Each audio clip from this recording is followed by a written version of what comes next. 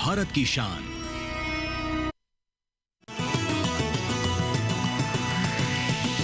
DD किसान, बदलते भारत की शान।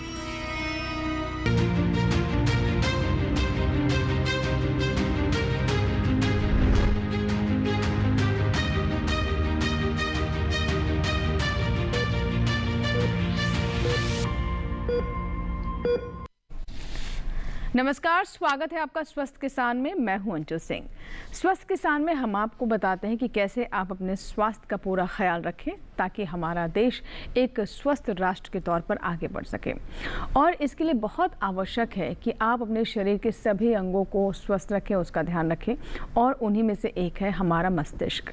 जी हाँ, हमारा दिमाग, जिसे हम कहें कि हमारे पूरे शरीर का इंजन है, और अगर इसमें कोई गड़बड़ी हो गई तो सारे तंत्र तंत्रिकाएं बिगड़ जाती हैं। सूंघने की शक्ति, देखना, समझना, भावनाएं, तापमान, ये सभी कुछ केंद्रित है हमारे दिमाग में और वहीं से सभी संचार होते हैं। तो इसीलिए बहुत आवश्यक है कि हम अपने शरीर के साथ साथ अपने दिमाग, यानी जो इंजन जिसे हम कहते हैं, जहाँ से थॉट प्रोसेस शुरू होता है, सब कुछ संचालित होता है, उसका भी पूरा ख्याल रखा जाए। तो आज के कार्यक्रम में हम इसी के बारे में आपको विस्तार से बताएंगे कि कैसे अपने मस्तिष्क का पूरा ख्याल रखें। और आपको ये भी बता दें कि हर वर्ष 22 जुलाई को एक दिवस मनाया जाता है जिसे हम कहते हैं वर्ल्ड ब्रेन डे। इसके माध्यम से लोगों तक जागरूकता पहुंचाने की कोशिश की जाती है ताकि ज़्यादा से ज़्यादा लोग सजग हो सकें और अपने स्वास्थ्य का पूरा ख्याल रखें। वो कौन कौन सी बीमारियां हैं जो कि आपको घेर सकती हैं, जो कि आपके मस्तिष्क से जुड़ी हुई हैं, इसके लिए जागरूकता बहुत आवश्यक है। और सही समय पर अगर आपने संकेत समझ लिए तो शुरुआती दौर में इसे ठीक भी किया जा सकता है, इसका उपचार भी किया जा सकता है। और अगर देरी हो गई तो इसके नुकसान कितने हैं ये बताने की आवश्यकता नहीं है। तो चलिए कार्यक्रम की शुरुआत करते हैं। आज के विषय पर सबसे पहले डालते हैं नजर। आज का हमारा विषय है विश्व मस्तिष्क दिवस पर विशेष। और इस विषय से जुड़े हुए अगर आपके कोई सवाल हैं, कुछ जानना चाहते हैं, कोई आशंका है, कोई सुझाव भी है, तो ये मंच आपके लिए अगले 1 घंटे तक ये उपलब्ध रहेगा। आप हमें कॉल कर सकते हैं, ईमेल कर सकते हैं। हमारा ईमेल आईडी भी नोट कर लिए और साथ ही हमारा टोल फ्री नंबर भी नोट करें, 1800-113060। दूसरा नंबर 1800-113061, टोल फ्री, यानी इस पर आपका कोई शुल्क नहीं लगेगा। तो सोचना क्या है, फ़ोन उठाएं और हमारा नंबर लगाएं। और जो हमारा ये प्रयास है कि ज़्यादा से ज़्यादा लोग जागरूक हो, इसमें हमारी मदद करें और हम आपकी मदद करें। आप हमें ईमेल भी कर सकते हैं। हमारा ईमेल आईडी नोट कर लें, swasthkisanlive2024@gmail.com। और यहाँ पर आपको बता दें कि हमारा मार्गदर्शन करने के लिए, हमें जागरूक बनाने के लिए, हमारी समस्याओं का समाधान करने के लिए तो बहुत ही विशेष मेहमान हैं। आइए उनसे आपकी मुलाकात करवा देते हैं। हमारे साथ हैं डॉक्टर मंजरी त्रिपाठी। मैम, बहुत बहुत स्वागत है। आप विभागाध्यक्ष न्यूरोलॉजी विभाग, एम्स नई दिल्ली में। और हमारे साथ डॉक्टर भूपेंद्र कुमार बजाज जी हैं, विभागाध्यक्ष न्यूरोलॉजी विभाग, BMMC एवं सफदरजंग अस्पताल नई दिल्ली से। सर, आपका भी बहुत बहुत स्वागत है। तो जैसा कि हमने कहा कि आज हम दिमाग की बात करेंगे और दिमाग का सही रहना कितना महत्वपूर्ण है ये आप जान सकते हैं कि अगर हम बात कर रहे हैं आपसे, आप तक अपनी बातें पहुंचा रहे हैं, तो इसमें हमारा दिमाग काम कर रहा है। और अगर उसी में किसी तरह का गड़बड़ हो गया, जिसे कहते हैं केमिकल लोचा हो गया, तो फिर आप समझ सकते हैं कि कितनी ज़्यादा मुश्किलें पैदा हो सकती हैं और हालात कितने गंभीर हो सकते हैं। इसीलिए आज का कार्यक्रम बहुत ध्यान से देखिएगा। कुछ बातें हमने एक रिपोर्ट के माध्यम से आप तक पहुँचाने का प्रयास किया है। सबसे पहले वो रिपोर्ट देख लेते हैं।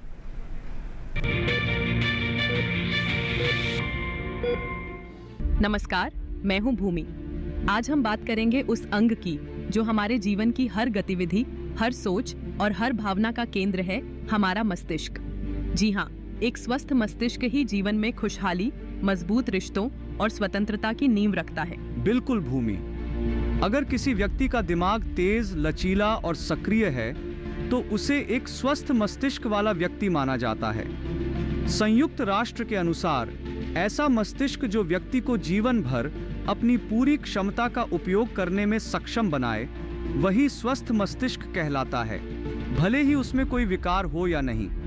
इसी सोच को आगे बढ़ाते हुए विश्व न्यूरोलॉजी महासंघ के अध्यक्ष प्रोफेसर वोल्फगैंग ग्रिसोल्ड कहते हैं, मस्तिष्क स्वास्थ्य एक आजीवन प्रतिबद्धता है। इसलिए इस बार विश्व मस्तिष्क दिवस की थीम रखी गई है, हर आयु वर्ग के लिए मस्तिष्क स्वास्थ्य।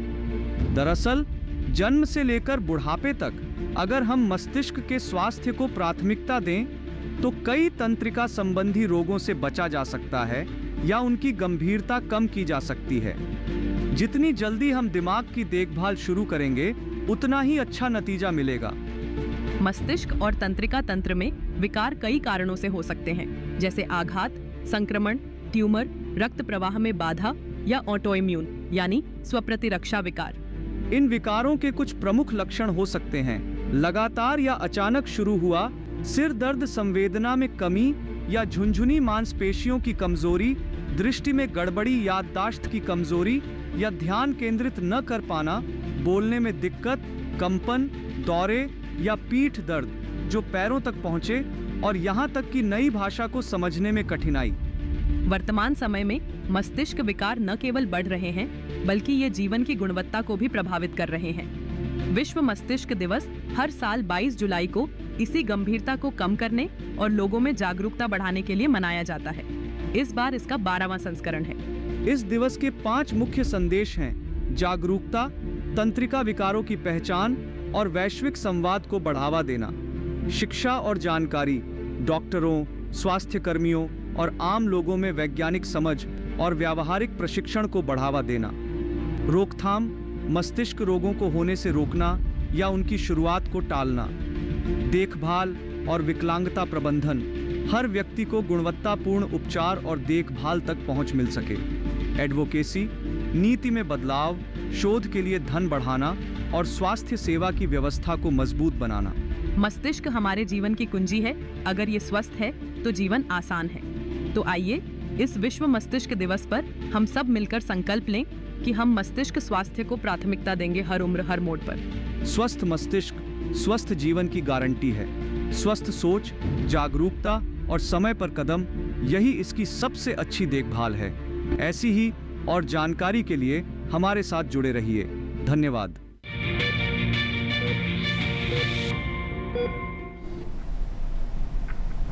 तो अभी आपने रिपोर्ट देखी और हमने जैसा कि आपको बताया कि वर्ल्ड ब्रेन डे 22 जुलाई को मनाया जाता है। मकसद यही है कि जागरूकता फैलाई जाए। तो चलिए बातचीत की शुरुआत करते हैं। मैम, सबसे पहले इसी के बारे में जानना चाहेंगे कि ये जो दिन मनाने का प्रचलन है और जो शुरुआत की गई, हर साल हम इस दिन को मनाते हैं, इससे किस तरह के लाभ हैं और किस स्तर तक हम जागरूकता फैलाने में कामयाब होते हैं? देखिए, जो हमारा ब्रेन है ये एक हमारे शरीर या अंग का एक बहुत ही अहम हिस्सा है और इस हिस्से के बारे में अक्सर लोग विचार नहीं करते हैं, क्योंकि ये वो चीज़ है जो हम यूज़ करते हैं जी। सब कार्यों के लिए, बोलने के लिए, समझने के लिए, तर्क वितर्क के लिए, निर्णय के लिए, हिसाब किताब के लिए, पढ़ने के लिए, लिखने के लिए, सुनने के लिए, देखने के लिए, बहुत सारे काम, बोलने के लिए भी, या हाथ पैर चलाने के लिए, नियंत्रण में लाने के लिए। पर ये सब जो एक्टिविटीज़ या गतिविधि हम रोज कर रहे हैं, ये कौन सी चीज़ है जो इसको संचालन कर रही है? वो है ब्रेन। तो अगर हम इसके बारे में सोचेंगे नहीं, समझेंगे नहीं, तो और जानेंगे नहीं, और सोचना समझना भी उसी ब्रेन से ही है। हाँ, बिल्कुल। तो हम जानेंगे नहीं कि ये जो एक बहुत ही प्रेशियस चीज़ है, वो अगर ख़राब हो गई या उसके कुछ कोशिकाओं में कुछ नुक्स हो गया, तो क्या क्या हमारे जीवन में उपद्रव हो सकता है, या कौन सी ऐसी चीज़ें हैं जो हम नहीं कर पाएंगे, शरीर का कौन सा अंग है या कौन सा हाफ है जो हम नहीं चला पाएंगे, जिसकी वजह से एक इम्पेयरमेंट आती है और उस इम्पेयरमेंट की वजह से एक डिसेबिलिटी आती है जी। तो इनकी बीमारियां, जो ब्रेन की बीमारियां हैं, उनका ठोस प्रिवेंशन पॉसिबल है और इसी के लिए ये जागरूकता पैदा करने के लिए ही ये दिवस मनाया जाता है। जी बिल्कुल। तो देखिए, हम कभी अपने ब्रेन हेल्थ के बारे में ज़्यादा नहीं सोचते हैं, व्यायाम करते हैं कि हमारा शरीर तंदुरुस्त रहे, हष्ट पुष्ट रहे, शेप में रहे, हालांकि ये सभी जो हम अपनी लाइफस्टाइल में चीज़ें शामिल करते हैं, कहीं ना कहीं हमारे दिमाग पर उसका पॉजिटिव इम्पैक्ट पड़ता है।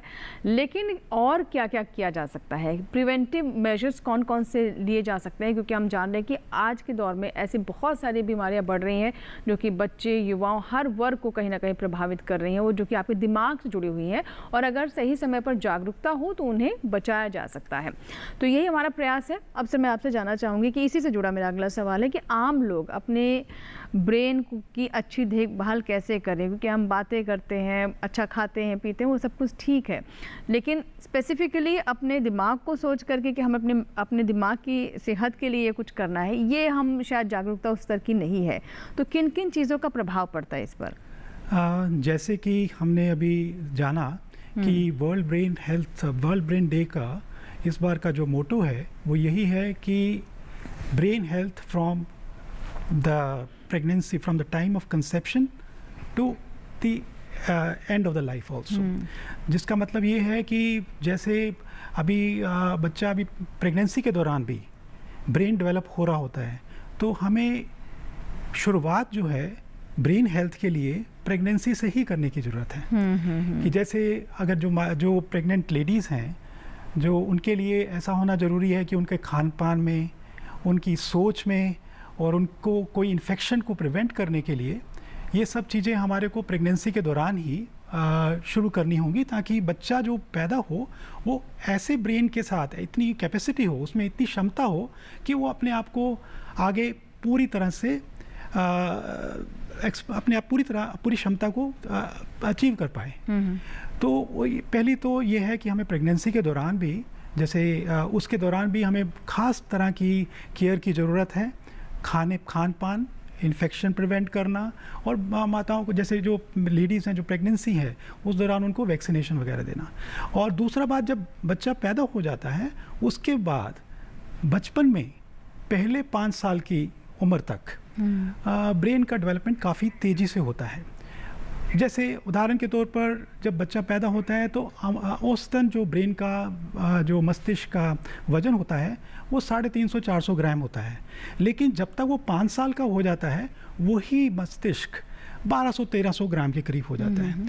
उसके बाद जो एडल्ट है, जो वयस्क है, उसमें ब्रेन का जो वज़न है वो 1400 ग्राम के करीब होता है।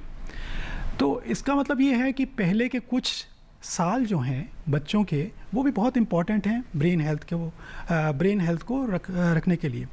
तो ऐसी स्थिति में ये भी है कि बच्चे के जो इनिशियल कुछ ईयर्स हैं उनको सही तरह का एनवायरनमेंट, सही तरह का जो कह सकते हैं कि माहौल दिया जाए, खान पान के हिसाब से भी, इन्फेक्शंस को प्रिवेंट करने के लिए, संक्रमण रोकने के लिए, और उनको सही तरह का जो सोशल एनवायरनमेंट है वो भी इम्पॉर्टेंट है। ये सब देने की ज़रूरत है। जी जी। और जब एडल्ट हैं, एडल्ट स्टेज में, जैसे आपने पूछा कि अब वयस्क स्थिति में क्या करने की ज़रूरत है, तो मोटा मोटा इसमें ये कहा जा सकता है कि एक्सरसाइज, सही खान पान, सही सोना, और उसके अलावा अपने आप को एक्टिव रखना, मेंटली एक्टिव रखना, ये सब चीज़ें जो बहुत इंपॉर्टेंट हैं ब्रेन हेल्थ को मेंटेन करने। बिल्कुल, यानी balance diet, sound sleep, regular exercise, ये सभी चीज़ें मेंटली आपको फिट रखने में काफ़ी मदद करती हैं, जिसके बारे में हमने थोड़ा सा पहले भी डिस्कस किया था। अब बात करते हैं एक दर्शक से। नंदस्वरूप मिश्रा जी हैं, जिन्होंने उत्तर प्रदेश के बाराबंकी से हमें कॉल लगाया है। आइए बात करते हैं। जी नंदस्वरूप जी, स्वागत है आपका। हाँ नमस्कार सर, मेरा नाम है नंदस्वरूप मिश्रा, बाराबंकी से। जी मैं जानना ये चाहता हूँ, अपने दिमाग को सही सलामत रखने के लिए हमें कितनी नींद लेनी चाहिए, और हमें बिना तनाव के कितना सोना चाहिए, और जो ये घरेलू हिंसा होते हैं या जो दिमाग में टेंशन चलते हैं, इससे हमारे दिमाग को कितना बड़ा नुकसान होता है। ठीक है नंदस्वरूप जी, बहुत अच्छे सवाल हैं, बहुत जागरूक दर्शक हैं ये हमारे। तो मैम, मैं अब स्ट्रेस पर ही आना चाहूँगी। स्ट्रेस आजकल एक बहुत ही सामान्य सा शब्द है, कुछ भी छोटी छोटी चीज़ों में कहते हैं नाउ आई एम स्ट्रेस्ड, मुझे बहुत स्ट्रेस हो रहा है, लेकिन इसमें बहुत गहराई है, और कहते हैं कि हम सोच भी नहीं सकते कि स्ट्रेस या फिर जो तनाव है वो हमारे दिमाग पर, हमारे शरीर पर किस किस तरह का प्रभाव डाल सकता है। हमारे दर्शक नंदस्वरूप मिश्रा जी यही जानना चाहते हैं कि स्ट्रेस कैसे हमें घेर लेता है, उसका क्या प्रभाव रहता है, और साथ ही नींद के बारे में भी इन्होंने जानना चाहा, तो इसका क्या रिलेशन है आपस में? दोनों का बहुत आपस में बहुत ज़्यादा संबंध है। जो नींद है वो हमको इसलिए लेनी पड़ती है क्योंकि जैसे हम फिज़िकली अगर एक्टिव रहते हैं तो शरीर थक जाता है और उसके लिए हमको रेस्ट करना पड़ता है। वैसे ही हम पूरे दिन अपने ब्रेन को उपयोग कर रहे हैं अलग अलग कार्य करने में, लिखाई पढ़ाई करने में, समझने में, या कोई ऑफिस का काम करने में, तो ब्रेन में भी जो होता है एग्जॉशन होता है। तो नींद जो है उसमें ब्रेन का रीबूटिंग या रिक्यूपरेशन या उसको फिर से रिजुनोवेशन नींद में ही होता है। और नींद आमूमन 7 से 8 घंटे की होनी चाहिए। छोटे बच्चों में इससे बहुत ज़्यादा होती है। बच्चों में हम कितना रहना चाहिए? बच्चों में तो वो अक्सर सोते हैं, जैसे हर घंटे 1-2 घंटे में वो सोते हैं। तो नवजात शिशु में ऑलमोस्ट 20 घंटे होती है नींद, और जो टीनेज है उसमें बोला जाता है 9 से 10 घंटे नींद होनी चाहिए। जो मिडिल एज है उसमें करीब 7 से 8 घंटे होनी चाहिए, और बुढ़ापे की ओर नींद थोड़ी कम हो जाती है, 6 घंटे के करीब हो जाती है। तो इतने घंटे नींद इसलिए जरूरी है कि नींद में हमको लगता है कि नींद में कुछ नहीं हो रहा है, पर ब्रेन के अंदर बहुत सारी एक्टिविटीज़ हो रही होती है। ब्रेन एक्टिविटी बिल्कुल अलग होती है। नींद के अलग स्टेजेस होते हैं, अलग अलग स्टेज में अलग अलग हार्मोनल सिक्रीशंस होते हैं, अलग अलग जो हार्मोन्स हमारे बॉडी में हैं जो ब्लड शुगर को कंट्रोल कर रहे हैं या ब्लड प्रेशर को कंट्रोल कर रहे हैं, उनके लेवल्स फ्लक्चुएट होते हैं। इसके अलावा जो है नींद में याददाश्त का जो जमना है या कंसोलिडेशन है वो होता है स्टेज 3 स्लीप में। इमोशनल मेमोरी का रेम में कंसोलिडेशन होता है। तो अगर हम पूरी नींद न लें, अलग अलग स्टेजेस में अलग अलग नींद होती है, तो ये सारी प्रोसेसेस में डैमेज होता है और इसकी वजह से बहुत सारी बीमारियां हो सकती हैं। अब नींद का स्ट्रेस से बहुत ही ज़्यादा संबंध है, क्योंकि अगर हम स्ट्रेस में रहेंगे या तनाव में रहेंगे तो हमारी नींद पे असर पड़ेगा। हो सकता है कि हम सो ही ना पाएँ, बेड पे जाएं और स्लीप ऑनसेट इंसोम्निया मतलब नींद ना आना, तो स्लीप का या नींद का आरंभ भी ना हो। कई बार नींद का आरंभ हो जाता है पर नींद में हम बीच बीच उठने लगते हैं, जिसको हम बोलते हैं स्लीप मेंटेनेंस इंसोम्निया।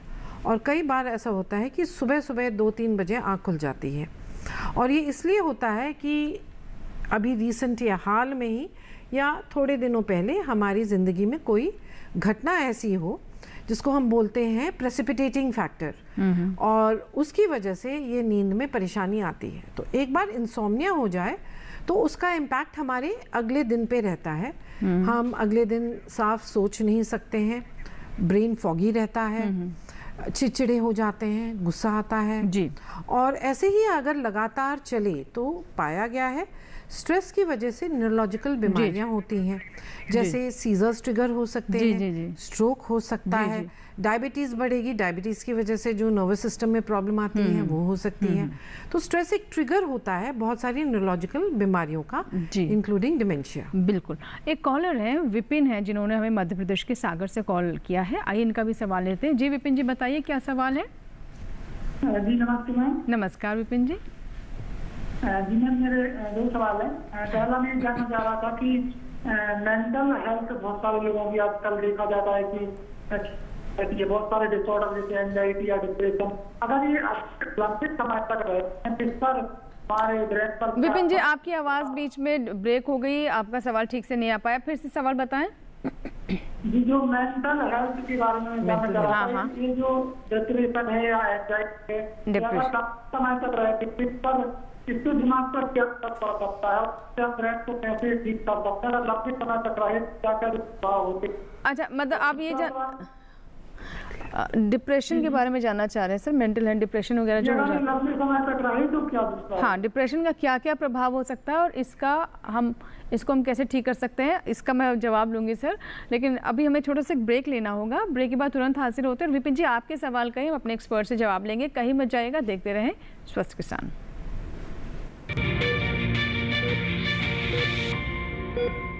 नवाचारी और नवोन्मेषी शिक्षा व्यवस्था से युवाओं की आशाओं को नई उड़ान दे रहा है नया उत्तर प्रदेश। ग्रामीण परिवेश हो या फिर नगरीय क्षेत्र, गुणवत्ता युक्त शिक्षा बनी है नए उत्तर प्रदेश की पहचान। स्कूल चलो अभियान और शारदा प्रोग्राम जैसे अभिनव प्रयासों से ड्रॉप आउट दर में आई है उल्लेखनीय गिरावट। ऑपरेशन कायाकल्प और टैबलेट वितरण जैसे कदमों से डिजिटल शिक्षा को मिले हैं नए आयाम। बेसिक शिक्षा से हायर एजुकेशन तक शिक्षा में उठाए गए अभूतपूर्व कदमों से हुआ है एजुकेशन का ट्रांसफॉर्मेशन। अंत्योदय और बिना किसी भेदभाव के सबको समान शिक्षा का अधिकार बना है युवाओं के उज्जवल भविष्य का आधार। वर्ष 2017 के बाद डबल इंजन सरकार के अभिनव प्रयासों ने नए उत्तर प्रदेश की शिक्षा व्यवस्था में किया है युगांतकारी ट्रांसफॉर्मेशन। समान शिक्षा का अधिकार, डबल इंजन सरकार।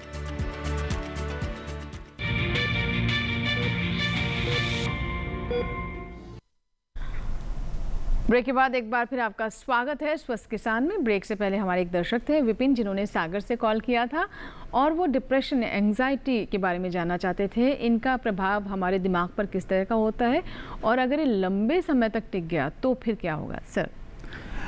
डिप्रेशन या एंजाइटी कभी कभी एक तो ये परिस्थिति हो सकती है कि डिप्रेशन और एंजाइटी ही है, और कभी कभी ये और बीमारियों के लक्षण भी हो सकते हैं, शुरुआती लक्षण। डिप्रेशन एंजाइटी से ये है, डिप्रेशन अगर कोई किसी को होता है तो उसको धीरे जनरली ये देखा जाता है कि उनकी काम करने की क्षमता, मेंटल एक्टिविटी को करने की क्षमता, उनकी स्पीड, ये सब कम हो जाती है। जी जी। और एंजाइटी में भी नेचुरली जो वो फोकस नहीं कर पाते हैं किसी चीज़ पे, और काफ़ी अपना जो काम है जिसको थोड़ा समय लगना चाहिए वो बहुत ज़्यादा समय लेने लग पड़ते हैं।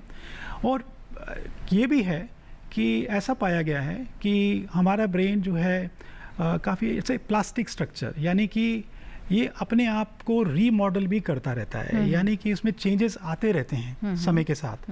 और अगर हम हमारी मन की स्थिति सही ना हो तो इससे कुछ जो हमारे न्यूरॉन्स हैं, न्यूरोनल नेटवर्क हैं, उसकी रीमॉडलिंग जिसको हम कह सकते हैं, एक तरह से उनका स्ट्रक्चर बदल सकता है, उनके कनेक्शंस बदल सकते हैं, जिसकी वजह से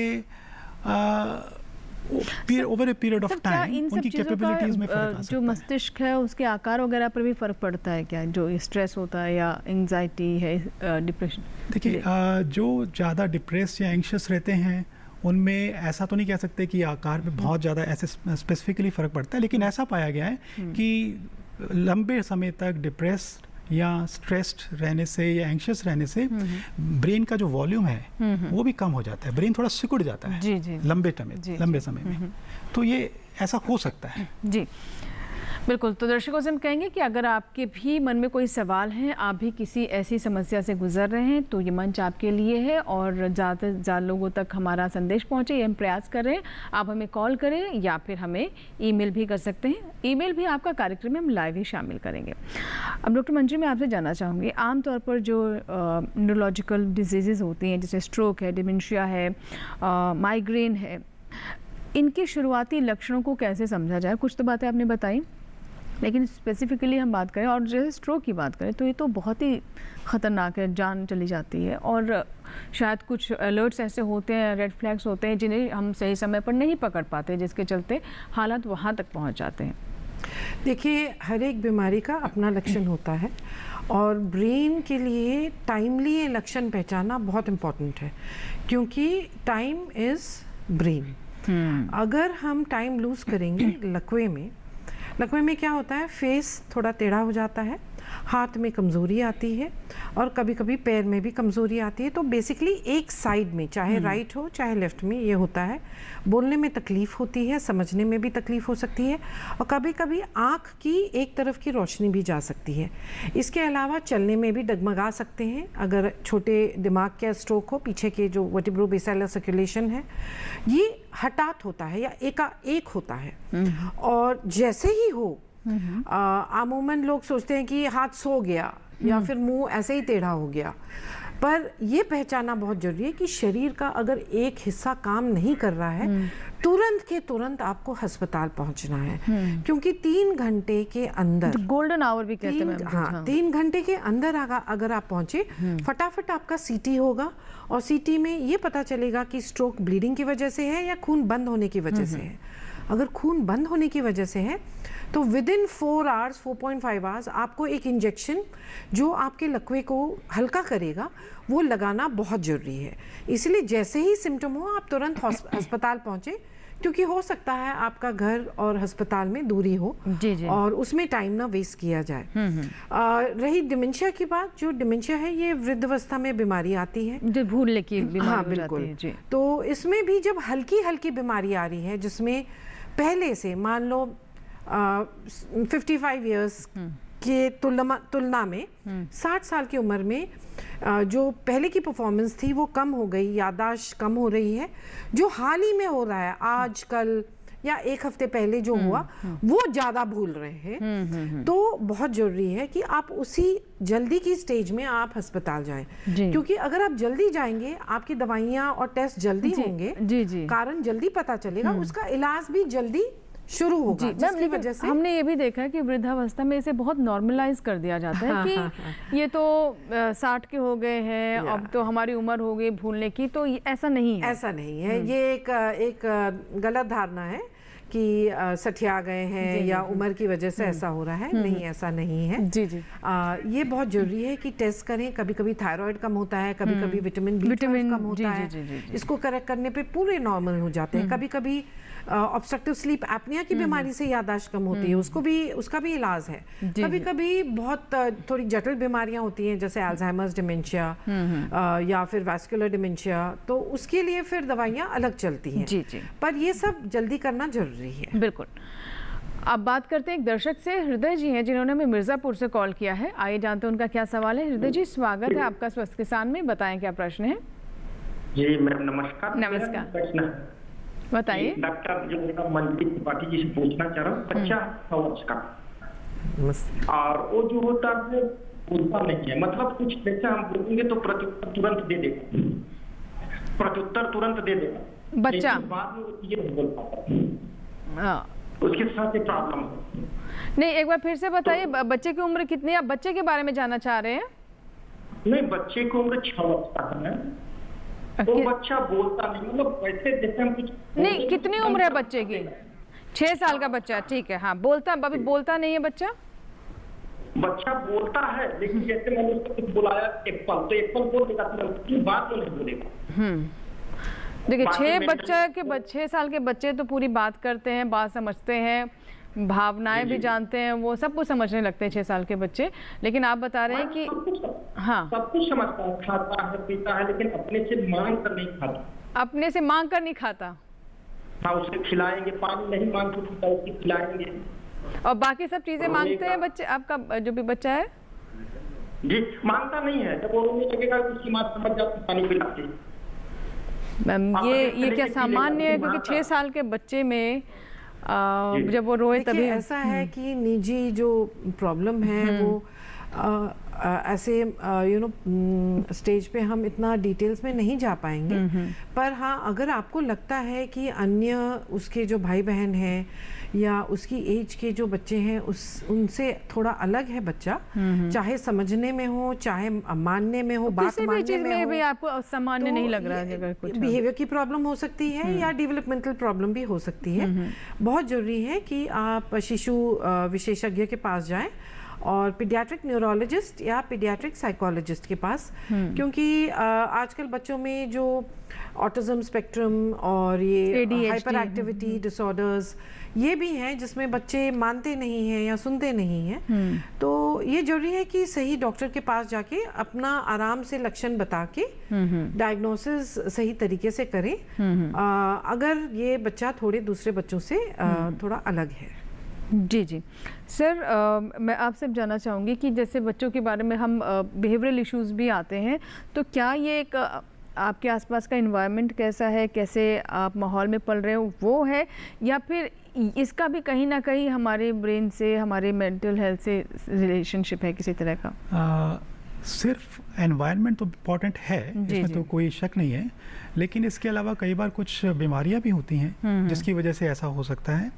और जैसे बच्चों में वेरी जो कॉमन है, जैसे हम कहते हैं कि जिसको कई बार सेरेब्रल पाल्सी एक कॉमन कंडीशन है जो कि होती है बच्चों में, उसमें भी कई बार कुछ और साथ में बिहेवियरल इश्यूज भी आ सकते हैं। और कुछ अगर कोई बचपन में जैसे पैदाइश के टाइम पे या इवन जब प्रेगनेंसी के दौरान भी अगर कोई दिक्कत आई हो तो उससे भी ब्रेन जो है पूरी तरह से सही तरह से डेवलप नहीं होता है, जिसकी वजह से उनमें बिहेवियरल इश्यूज आ सकते हैं। लेकिन बाहर का जो अपना फैमिली का, परिवार का, और अगर स्कूल जाता है तो स्कूल का माहौल भी इम्पॉर्टेंट है उसकी बिहेवियर को डेवलप करने में या उसको एक्सप्रेस तो इसे भी अगर किसी जैसे हमारे दर्शक थे, अगर उन्हें कुछ भी असामान्य लग रहा है अगर आपको, तो पहली बात तो ये कि आपको मैं बधाई देना चाहूँगी कि आपने हमारे मंच तक अपना सवाल पहुँचाया, अपनी आशंका पहुँचाई।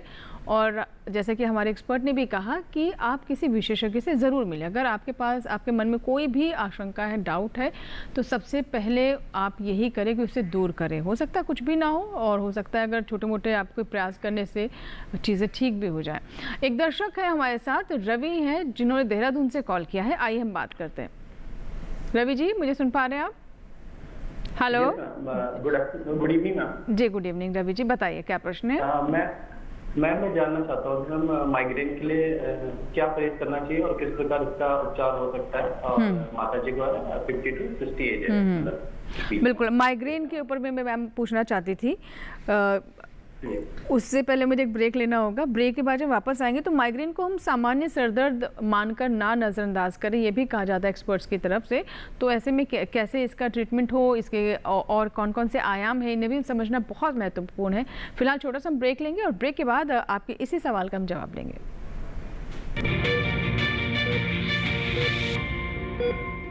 बेमौसम बारिश, आंधी और तूफान की चिंता भूल जाओ, फसल बीमा कराओ, सुरक्षा कवच पाओ। प्राकृतिक आपदा हो या कोई दुर्घटना, उसकी चिंता से भी मुक्ति पाओ। फसल बीमा हमने फसल बीमा योजना को अधिक प्रभावी बनाया, उसके दायरे में ज्यादा किसानों को लाए। अब तक 23 करोड़ से अधिक किसान आवेदनों को फसल मुआवजा मिला। खरीफ फसल बीमा के लिए शीघ्र पंजीकरण कराएं। बैंक शाखा, बीमा कंपनी, कृषि ऋण समिति, जन सेवा केंद्र से संपर्क करें या www.pmfby.gov.in पर ऑनलाइन आवेदन करें। बीमा कंपनी के प्रतिनिधि से घर बैठे एड ऐप द्वारा बीमा करा सकते हैं। फसल बीमा से संबंधित जानकारी के लिए हेल्पलाइन नंबर 14447 पर कॉल करें। फसल बीमा कराओ, सुरक्षा कवच पाओ।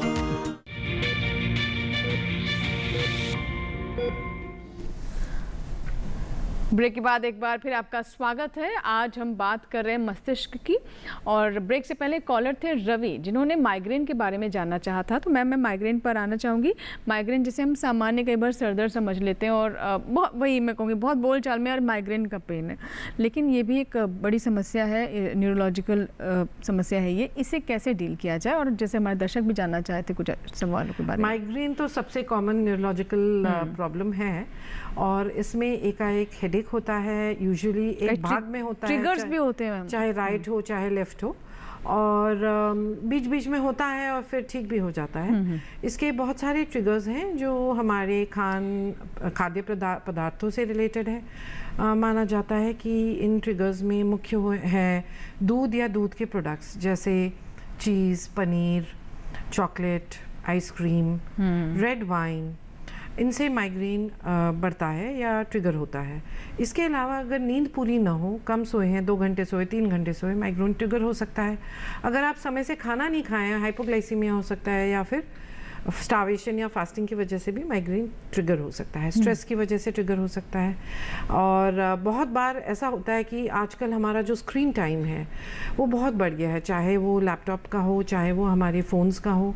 तो जो ब्लू लाइट या वाइट लाइट होती है, जिसकी वजह से भी माइग्रेन ट्रिगर हो रहा है। उसके अलावा जो स्ट्रेस है ये भी एक बहुत इम्पॉर्टेंट ट्रिगर है। तो बहुत ज़रूरी है कि हर मरीज़ अपना ट्रिगर आइडेंटिफाई करे और उस ट्रिगर को जितना हम कम कर सकते हैं या ना के बराबर कर सकते हैं उस पर हमारी ज़रूरत है कि हम फोकस करें। जी अगर 4 बार से कम महीने में सर दर्द हो रहा है तो SOS मेडिसिन, मतलब जैसे ही सर दर्द शुरू हो वैसे ही दवाई लेनी है। ये नहीं कि सर दर्द के 3 घंटे बाद हम दवाई ले रहे हैं, उससे नहीं फ़ायदा होना है। तो अगर 4 बार से कम है सर दर्द तो विद इन 5-10-15 मिनट्स आप जैसे लग रहा है कि हेडेक होने वाला है आपको दवाई लेनी है। बहुत अच्छी दवाइयाँ हमारे देश में। अगर 4 बार से ज़्यादा हो रहा है, बहुत फ्रीक्वेंटली हो रहा है, हर अगले दिन हेडेक हो रहा है माइग्रेन का, तो ये बहुत ज़रूरी है कि उसका प्रोफिलैक्सिस हो। और प्रोफिलैक्सिस की भी सस्ती से सस्ती दवाइयाँ और महंगी सी जो नई दवाइयाँ हैं वो भी अवेलेबल हैं। पर ये माइग्रेन ही है और कोई सर दर्द नहीं है, क्योंकि बहुत सारे रेड फ्लैग्स होते हैं माइग्रेन में। माइग्रेन जैसे सर दर्द होते हैं और थोड़े डेंजरस भी हो सकते हैं। कई बार ब्रेन ट्यूमर में भी सर दर्द होता है, कई बार एन्यूरिज्म या खून का गुब्बारा होता है ब्रेन में, उसकी वजह से भी सर दर्द होता है। तो कोई डेंजरस हेडेक नहीं है। उसके लिए ये बहुत ज़रूरी है कि आप सही डॉक्टर जो न्यूरोलॉजिस्ट हैं उनके पास जाएं और हिस्ट्री वो लेंगे, आपकी जांच करेंगे, हो सकता है CT करेंगे और कुछ थोड़ी बहुत और जांच करके आपकी दवाई लिखी जाएगी या फिर जिस कारण से सर दर्द हो रहा है उसका उपाय होगा। जी रामचरण जी एक दर्शक हमारे साथ, आइए जल्दी से उनसे बात करते हैं। जी रामचरण जी स्वागत है स्वस्थ के सामने, बताइए क्या सवाल है। हेलो जी नमस्कार। नमस्कार। जी नमस्कार रामचरण जी बताइए क्या सवाल है। मेरा सवाल है, नींद 3 से 4 घंटे आती है, उससे दर्द होता है। कितनी उम्र है आपकी। 44 साल। 44 साल, ठीक है सर। नींद कम आती है, 4 घंटे से नींद आती है। नींद कम आने के कई कारण हो सकते हैं। नींद का कोई अंदरूनी बीमारी की वजह से भी हो सकता है।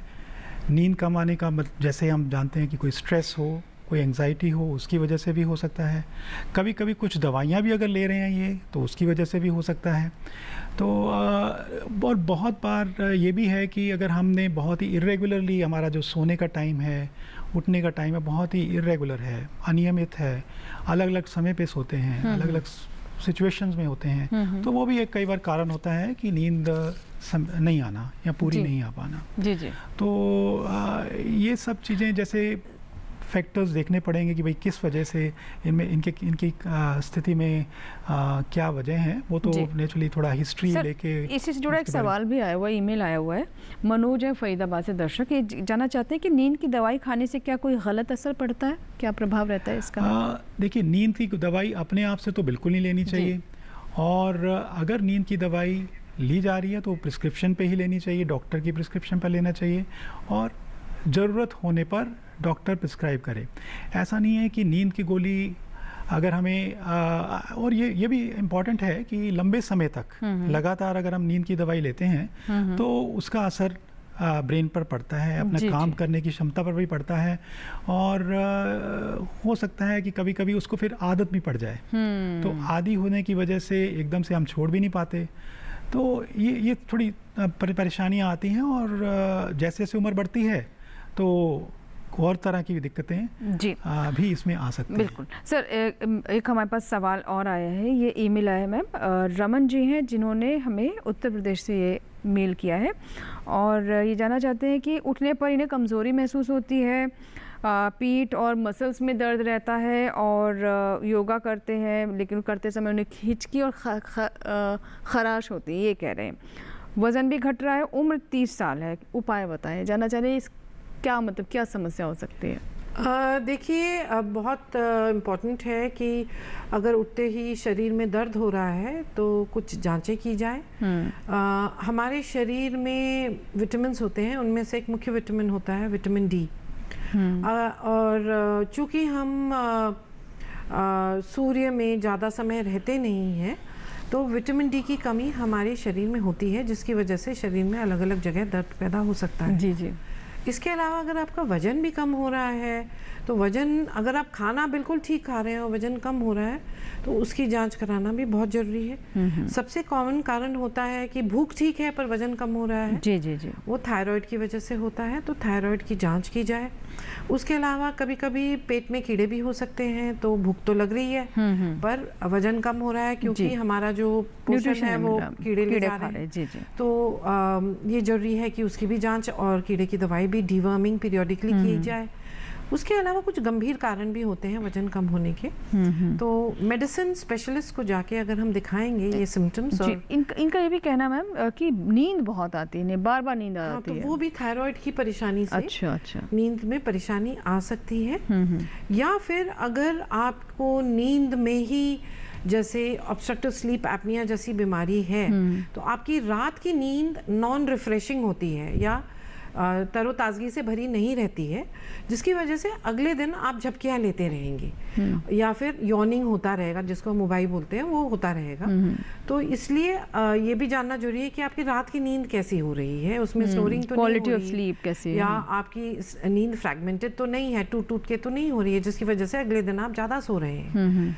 इसके अलावा बहुत सारे कारण होते हैं, इम्यूनोलॉजिकल कारण भी होते हैं, जिसकी वजह से नींद बढ़ सकती है। इसीलिए मेडिसिन स्पेशलिस्ट के पास ज़रूर जाएं और जांच करना ज़रूरी है। जी जी मैम, जैसे बच्चों के बारे में भी आपने जिक्र किया था, स्क्रीन टाइम, तो मैं ये जानना चाहूँगी, बहुत सारे अभिभावक मुझे लगता है कि इस बारे में जानना चाहेंगे और जानना बहुत ज़रूरी भी है कि जो एक स्क्रीन टाइम है, और हम देख रहे हैं बच्चों का भी बढ़ रहा है, क्लासेस ऑनलाइन हो रही है या फिर आदतन जो हम देख रहे हैं कि हर जगह स्क्रीन अवेलेबल है, तो वो भी उससे अटैच हो जाते हैं। इससे किस तरह का ख़तरा उनके डेवलपिंग ब्रेन को हो सकता है कि वो ब्रेन बन रहा है, बढ़ रहा है आगे उस समय?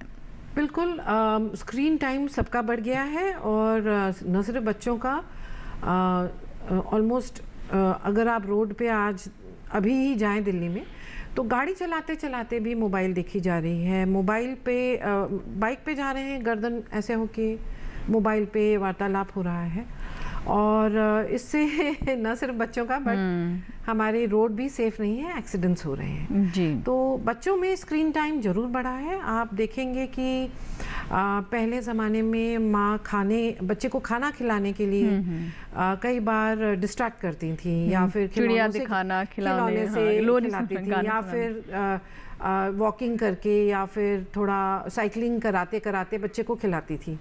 आज के दिन में कई बार जो केयरगिवर बच्चे की देखभाल कर रहे हैं, वो बच्चे को मोबाइल थमा देते हैं जिसपे वीडियो गेम चल रहा होता है, और या तो खाना खिलाया जा रहा है बच्चे को, या फिर बच्चे को छोड़ के और कोई काम हो रहा है। जी जी जी। तो इतनी कच्ची उम्र से ही मोबाइल का एक्सपोजर हो रहा है, और बच्चे ये भी देखते हैं कि माँ बाप फैमिली बैठी हुई है और एक दूसरे से बात ना करते हुए सब अपने मोबाइल पे बिजी हैं। तो बच्चे के लिए जो वो ऑब्जर्व कर रहा है, मतलब देख रहा है, आप जितना भी बोले मोबाइल मत लो, पर अगर वो देख रहा है पूरा घर ही, ग्रैंड पेरेंट्स से लेके मदर फादर ब्रदर सिस्टर्स सब मोबाइल के अंदर ही डूबे हैं, तो बच्चा भी मोबाइल के अंदर ही डूबेगा। तो इससे उनकी ब्रेन डेवलपमेंट पे असर पड़ता है। ये बहुत जरूरी है कि हम रिस्ट्रिक्ट करें। कोई भी, देखिए मोबाइल गलत नहीं है, इंटरनेट गलत नहीं है, उसका जो हम टाइम और ओवर टाइम हम यूज कर रहे हैं, वो उसका बुरा असर हमारे ऊपर जरूर हो रहा है, क्योंकि ब्राइट लाइट है वो, उससे नींद डिस्टर्ब होगी, उस ब्राइट लाइट से दौरे भी पड़ सकते हैं, ट्रिगर हो सकते हैं, उस ब्राइट लाइट से कभी कभी अंधापन भी हो सकता है। बच्चे अंधेरे कमरे में वाइट लाइट देख रहे होते हैं, उससे अंधापन भी होता है, गर्दन की प्रॉब्लम्स भी आती हैं। तो बहुत सारी हेल्थ इश्यूज, स्पॉन्डिलोसिस, पेन, ये सारे हेल्थ इश्यूज भी इस मोबाइल की वजह से हो रहे हैं। जी जी। और अटेंशन बहुत कम हो रहा है, क्योंकि आज की अगर हम देखें तो हर बच्चा टीनेजर इंस्टा पे है या फिर स्नैपचैट पे है, या कुछ ना कुछ मतलब फियर ऑफ मिसिंग आउट की वजह से वो मोबाइल और इन सारे सॉफ्टवेयर्स पे है। जी जी जी। या फिर रील बना रहे हैं, रील की वजह से आप देखिए कितने एक्सीडेंट्स हो रहे हैं। अब ट्रेन के सामने आप रील बना रहे हैं, या फिर हाइट पे चढ़ के आप रील बना रहे हैं, और हर वक्त दिमाग इसी में चलता रहता है कि रील कैसे बना ना सिर्फ एक्सीडेंट्स, जानलेवा हादसे भी हो रहे हैं। जी जी। तो उसका उपयोग हमारी भलाई के लिए हो, हम उसको लेते हुए हम कैसे आगे बढ़े अपनी ज़िंदगी में, कमाई कैसे करें, अपने पैरों पे कैसे खड़े हों, रादर दैन कि उसका दुरुपयोग हम करें। जी जी। इसके लिए भी जो माइंड है या ब्रेन है उसका बहुत सही उपयोग करना जरूरी। बिल्कुल बिल्कुल। बच्चों को आप तभी कुछ कह सकते हैं जब आप खुद वही डेमोन्स्ट्रेट करेंगे। अगर आप चाहते हैं कि आपके बच्चे आपकी बात माने, फ़ोन ना इस्तेमाल करें, तो आपको अपना स्क्रीन टाइम भी कम करना होगा, क्योंकि कहते हुए हैं कि बच्चे जो देखते हैं वही सीखते हैं। बैरूलाल जी एक दर्शक हैं, आइए उनसे बात करते हैं। मध्य प्रदेश से हमारे साथ फोन लाइन पर। जी बैरूलाल जी, बताइए क्या सवाल है? सर, मेरे सर में दर्द रहता है और नींद भी कम आती है और एलर्जी जैसी समस्या रहती है। तो कहीं पे बताया था तो उन्होंने कहा नाक की बड़ी। आवाज़ कट गई बैरूलाल जी आपकी। नाक की हड्डी बढ़ी सर? हाँ, ऐसा बता। कुछ पूछना चाहते हो, मैं पूछ सकते लाइन पर? हाँ, तो उम्र कितनी है आपकी बैरूलाल जी? उम्र कितनी है आपकी? बैरूलाल जी मुझे सुन पा रहे हैं आप? चलिए, शायद हमारा संपर्क टूट गया सर। जैसे वो बता रहे हैं कि उनको शायद एलर्जी, ये तो हम पूरी तरह भी सुन नहीं पाए इस बात को, तो उनको सरदर्द की शिकायत रहता है जी। तो सिरदर्द जो है और भी चीज़ें जाननी है। जैसे मान लीजिए कि इनका सर दर्द जो है सिर्फ सर के आगे वाले हिस्से में हो रहा है, और मान लीजिए सुबह के टाइम ज़्यादा होता है और जैसे जैसे दिन बीतता है तो वो थोड़ा ठीक हो जाता है, या कुछ कई बार कुछ दर्द जो हैं, जो साइनसेस जो होते हैं, उनमें ऐसा भी होता है कि दोपहर में ही शुरू होता है और थोड़ी देर के लिए रहता है और फिर ठीक हो जाता है।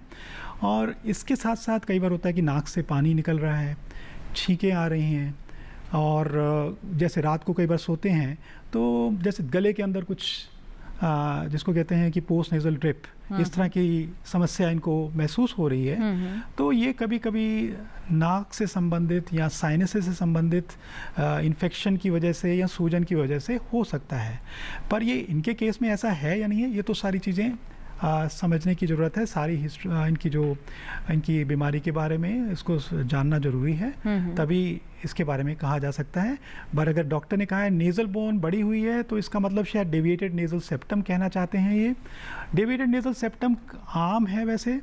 डेविएटेड नेज़ल सेप्टम बहुत सारे लोगों का होता है और उनमें सभी में ज़्यादातर ऐसा नहीं है कि उनमें सर दर्द हो रहा है। जी। लेकिन अगर बहुत ही ज़्यादा है डेविएशन और इनके जो डॉक्टर हैं ENT स्पेशलिस्ट, उन्होंने देखा है और अंदर उनको सूजन नजर आई है, जी जी, तो ये एक वजह हो सकता है कि सर क्या करना चाहिए? डॉक्टर के पास एक बार फिर से कंसल्ट करना चाहिए, सही विशेषज्ञ के पास जाए। उम्मीद है कि उन्होंने शायद एक नाक कान गला विशेषज्ञ को ही दिखाया है।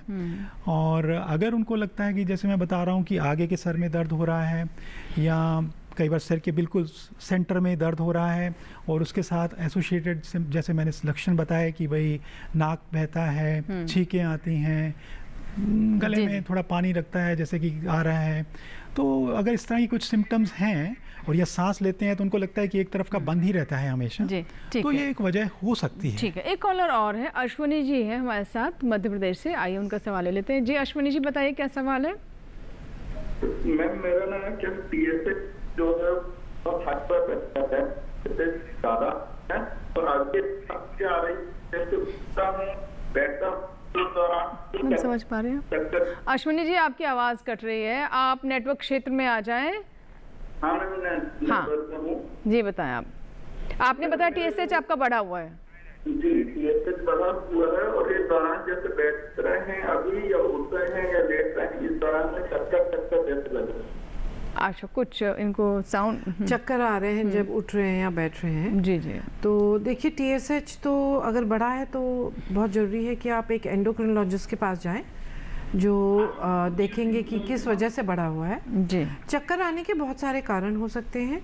अगर चक्कर आपको सिर्फ उठते हुए आ रहा है तो बहुत ज़रूरी है कि हम आपका ब्लड प्रेशर देखें।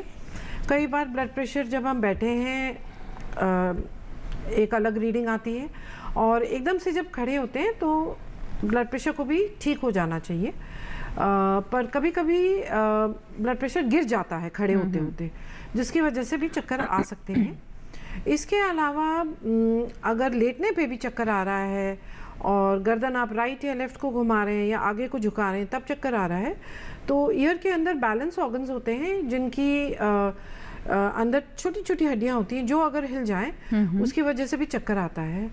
अगर चक्कर के साथ कान में कोई आवाज़ आ रही है गुई करके, तो और एक कान में आ रही है, उस कान में थोड़ी हियरिंग भी कम हो गई है, तो ये मेनियस डिजीज़ जैसी बीमारी हो सकती है, उसकी जांच भी हो सकती है और इलाज कराना ज़रूरी है। जी जी। इसके अलावा अगर चक्कर हमेशा आ रहा है और चलने में दिक्कत है और टेढ़ा मेढ़ा चल रहे हैं, तो छोटा सा लकवा भी हो सकता है, तो अस्पताल में जाके उसकी जांच कराना जरूरी है। पर जिस तरीके से ये बता रहे हैं, ये सिर्फ उठने और बैठने में आ रहा है, तो ब्लड प्रेशर अगर चेक कर लेंगे और अगर फिर भी नहीं पता चल रहा है क्यों है, तो जरूर आप न्यूरोलॉजिस्ट के पास जाइए जी जी और जांच कराइए। मतलब ये इसे हम नज़रअंदाज ना ही करें, सामान्य चीज़ नहीं है, यहाँ पर ये बात ज़रूर साफ होती है।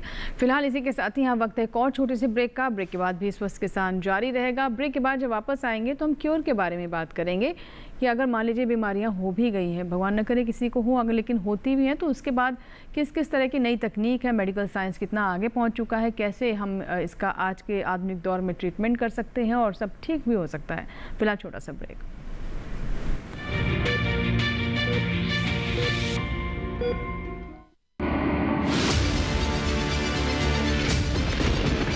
बारिश हो या हो तूफान, ओलावृष्टि या तापमान, या हो पर्यटक स्थलों का पूर्वानुमान, पाला हो या कोहरा हो, या हो वायु की गुणवत्ता,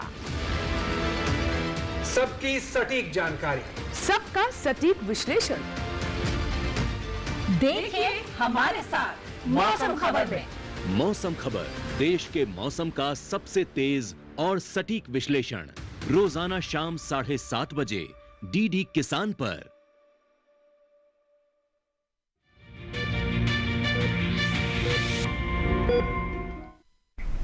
ब्रेक के बाद एक बार फिर आपका स्वागत है। आप देख रहे हैं स्वस्थ किसान, और अगर आप अभी भी जुड़ रहे हैं तो आपको बता दें कि अब कार्यक्रम के अंतिम पड़ाव में है।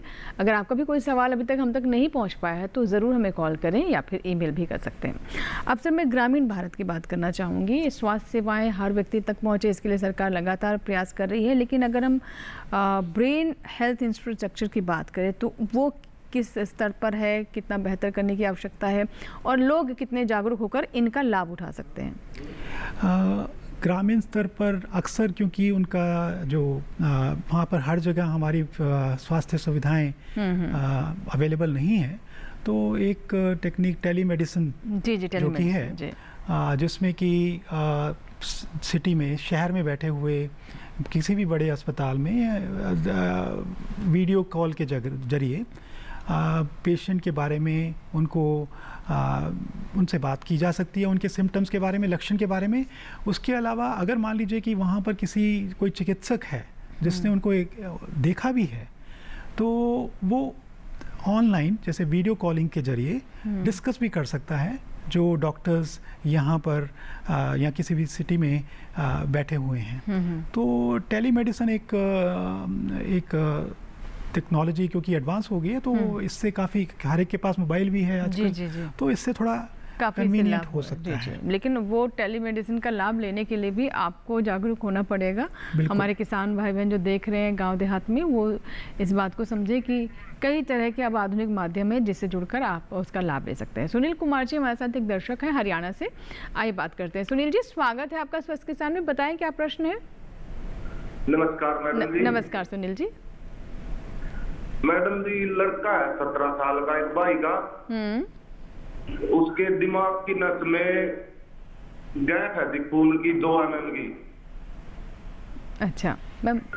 हाँ, उसकी वजह से सिर दर्द और चक्कर आ रही।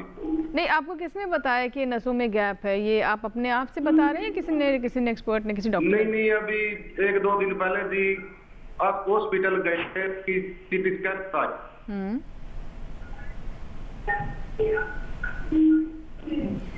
देखिए दिमाग नहीं, हॉस्पिटल वाले बता रहे हैं जी। ये समझाने के लिए कहा होगा, थोड़ा और जानना जरूरी है इस बारे में। आज इनके सिम्टम्स क्या हैं या क्या लक्षण हैं? सर बताइए लक्षण क्या है बेटे के आपके? वो सिर दर्द और चक्कर आ रहे हैं। चक्कर जी, 17 साल में। हाँ, तो बहुत सारे कारण हो सकते हैं, और आपने ज़रूर डॉक्टर को दिखाया होगा, तो उन्होंने समझाने के लिए, हाँ, उसी तरीके समझाने के लिए आपको बताया होगा और दवाई ज़रूर लिखी होगी, तो उसका उपयोग करें, उससे समाधान होना चाहिए। और 17 साल के हैं तो मेरा ख्याल है कि कुछ जांच भी हुई होनी चाहिए, क्योंकि 17 साल के हैं। तो जैसे डॉक्टर ने बताया वो उसका दवाई का यूज़ करिए, और अगर नहीं ठीक हो रहा है आपको वापस भी जाने की ज़रूरत है, ताकि उनको फीडबैक मिले कि लक्षण ठीक हुए हैं या नहीं। जी बिल्कुल। अब मैम मैं आपसे जानना चाहूँगी कि अब किस किस तरह के हमारे पास आधुनिक तकनीकें हैं, कैसे कैसे ट्रीटमेंट्स किया जा सकता है जो पहले संभव नहीं था, अब हम कितना तरक्की कर चुके हैं न्यूरोलॉजी के क्षेत्र में? देखिए, न्यूरोलॉजी के क्षेत्र में हमारे देश में आधुनिक से आधुनिक इलाज मौजूद है, और अच्छी बात यह है कि इनके जो कॉस्ट है ये विदेश से बहुत कम है। और डायग्नोस्टिक्स है, रिहैबिलिटेशन है, और इंटरवेंशंस हैं। तो एक तो डायग्नोस्टिक्स में आधुनिक से आधुनिक MRI मशीन है, उसके अलावा एंजियोग्राफी मशीन्स हैं, उसके अलावा वीडियो EG मशीन्स हैं, EEG मशीन्स हैं, मसल्स की जानकारी के लिए EMG मशीन्स हैं, गेट एनालाइजर्स हैं। तो ये डायग्नोस्टिक्स में ये सारी हैं। खून की डायग्नोस्टिक्स भी है, ऑटो इम्यून डायग्नोस्टिक्स है, पैरान्यूप्लास्टिक डायग्नोस्टिक्स हैं। तो ये सारी हमारे देश में मौजूद हैं। जेनेटिक्स जो है उसकी जांच भी होती है कि बहुत सारी न्यूरोलॉजिकल बीमारियां जेनेटिक हो सकती हैं, और ये थोड़ी महंगी पड़ती हैं डायग्नोस्टिक्स में, और थोड़ा समय भी लगाती हैं रिपोर्ट आने में। जी इंटरवेंशंस में आधुनिक से आधुनिक इंटरवेंशंस हैं, चाहे स्ट्रोक के लिए आप लीजिए जो 3 घंटे के अंदर इंजेक्शन लगना है, या फिर क्लॉट को बाहर निकालने, थ्रोम्बेक्टोमी जो बोलते हैं, वो भी है। उसके अलावा अगर ब्लीडिंग हो गई है तो क्लॉट को निकालने के लिए भी इलाज है। और एपिलेप्सी है तो आधुनिक से आधुनिक दवाई है, सर्जरी है। मूवमेंट डिसऑर्डर है, पार्किंसंस है तो डीप ब्रेन स्टिमुलेशन है। बहुत सारी आधुनिक इंटरवेंशंस है, और रिहैबिलिटेशन भी एक बहुत अच्छी तरीके से चल रहा है। दो रिहैबिलिटेशन सेंटर्स और हर नुक्कड़ में होने की बहुत ज़रूरत है। जी बिल्कुल। और देखिए, हम काफ़ी तरक्की कर रहे हैं इस क्षेत्र में, और हमारे मेडिकल साइंस बहुत आगे जा रहा है। हमारे देश में नागरिकों तक अच्छी सुविधाएं पहुंचे, इसके लिए भी प्रयास किए जा रहे हैं। बहुत बहुत शुक्रिया सर आपका स्टूडियो में आने के लिए। डॉक्टर मंजू आपका भी बहुत विस्तार से और दर्शकों के सवालों के जवाब दिए। हमें पूरी उम्मीद है कि आज के कार्यक्रम के बाद हमारे दर्शक जो कि हमारे साथ जुड़े रहे हों, इन सभी बातों का विशेष ध्यान रखेंगे। और क्योंकि जो हमारा दिमाग है वो हमारे शरीर का सबसे महत्वपूर्ण, सबसे कीमती रत्न है, और अगर आप चाहते हैं कि आपके जीवन में चमक बनी रहे तो इस रत्न का पूरा ध्यान रखें। और इसी के बारे में हमने आज आपको कुछ खास बातें बताई हैं। फिलहाल आज के स्वस्थ किसान में फिलहाल इतना ही, लेकिन अगर आपके कोई सुझाव हैं, अगर आप अपने कोई बात हम तक पहुंचाना चाहते हैं, या फिर आप चाहते हैं किसी और विषय पर भी हम स्वस्थ किसान लेकर आए, तो आप हमें संपर्क भी कर सकते हैं इस कार्यक्रम के बाद भी।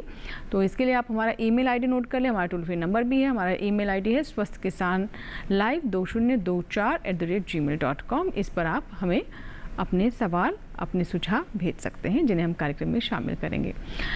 यहाँ पर चलते चलते ये भी बता दें कि अगर आप ये कार्यक्रम पूरा नहीं देख पाए हैं और बीच से देखना शुरू किया, आपने किसी और जानकारी को फिर से सुनना चाहते हैं, तो इस QR कोड को स्कैन करें और YouTube पर देखिए हमारा कार्यक्रम स्वस्थ किसान। आप हमारे चैनल को सब्सक्राइब करें, जो भी कार्यक्रम अच्छा लगे लाइक करें, और कमेंट के माध्यम से वहाँ भी आप अपने सुझाव हम तक पहुँचा सकते हैं। यहाँ लेंगे इजाज़त। स्वस्थ किसान के अगले अंक में एक और विषय की पूरी जानकारी और एक्सपर्ट पैनल के साथ होगी आपसे मुलाकात। तब तक आप बने रहें दूरदर्शन किसान के साथ। स्वस्थ रहें, अपने दिमाग का पूरा ध्यान रखें। नमस्कार।